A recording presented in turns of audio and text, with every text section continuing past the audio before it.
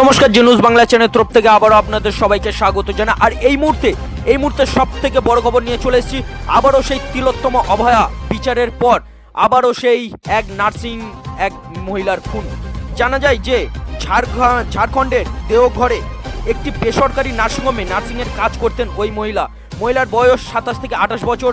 জানা যায় সেই মহিলার এক ছেলেও ছিল। পারিবারিক সূত্রে জানা যায় 21শে ডিসেম্বর মেয়ের সাথে লাস্ট কথা হয়েছিল, অর্থাৎ মেয়ে বিউটির সঙ্গে লাস্ট কথা হয়েছিল তার মা বাবার। তাদের ঘুরতে যাওয়ারও প্ল্যান ছিল, কিন্তু মধ্যখানে 7 থেকে 8 দিন মেয়ের সঙ্গে বাবার কোনো যোগাযোগ না থাকায় তার বাবা সেই বেসরকারি নার্সিংহোমে গিয়ে খোঁজ নেয় এবং নিয়ে গিয়ে দেখে যে সেই মেয়ের পচা গলা মৃতদেহ পড়ে থাকে সেই রুমে। চলুন দেখি কি হচ্ছে সেখানে এবং কি বলছেন স্থানীয়রা। লাস্ট কথা হচ্ছে ওই 21 তারিখই হবে। হ্যাঁ, তারপর 22 তারিখ থেকে আমি আর ওকে ফোনে পাচ্ছি না। হ্যাঁ, আমরা ঘুরতে যাব, জয়দেব যাব, সবাই প্ল্যান করেছি, ঘুরলাম। আমি জানি ফোনটা খারাপ হয়ে গেছে, তা ফোনে পাচ্ছি না, একটু পরেও ফোন করবে। ওই করে আশা দিয়ে কালকে ক তারিখ গেল, ওই বললাম যে যাও, আমার মনটা তো খারাপ লাগছে, আমার মেয়েকে পেছি না, কি হলো, হ্যাঁ কেউ কিছু করলো না কি করলো, তারপর যাও দিয়ে খোঁজ নিয়ে এসে। ওই তো খোঁজ করতে যেয়ে বাড়িওয়ালার ঘরে গেল, তারা বললো যে না, মেয়ে তো ছুটি নিয়ে বললে যে আমি ঘর যাচ্ছি, বাবার ঘর যাচ্ছি, আমার মেয়েকে দেখতে যাচ্ছে। আমার মেয়ে ওখানে কার সঙ্গে থাকতো? মেয়ে একাই থাকতো।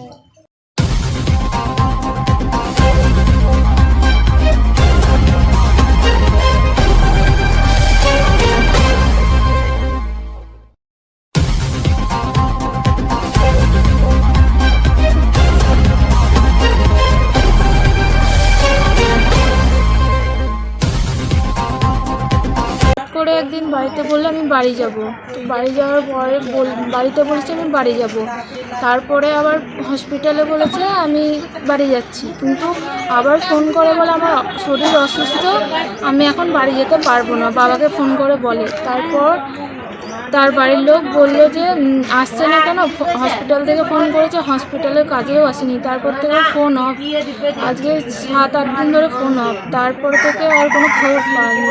তোর বাবা গেছিলো দেখতে, মেশো দেখে আসার পরে কালকে বডি পাওয়া গেছে। স্টাফদের সঙ্গে ঝামেলা ছিল না, হিংসা ছিল। হ্যাঁ,